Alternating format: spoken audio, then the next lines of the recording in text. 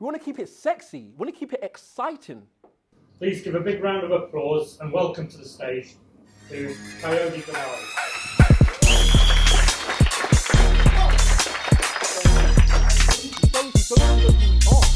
Okay, I found the presentation for Coyote very, very useful indeed. I work for ACAS.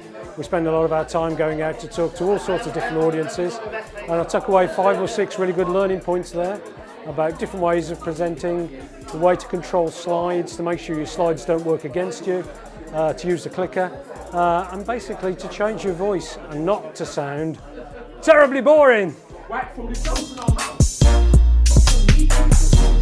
Thanks for a great session, Coyote. It certainly made me think. I've been a presenter in front of various sizes of audience in different contexts for many years, but I've learnt things today. I think we can all lapse into bad habits with presentations. It's made me rethink some of the things I do.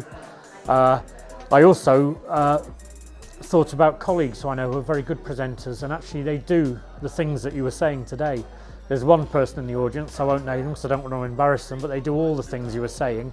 I think they do it naturally, and that's why they portray a very powerful message and people listen to them.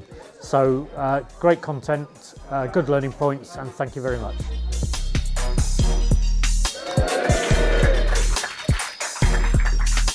And the first concept I want to share with you is this.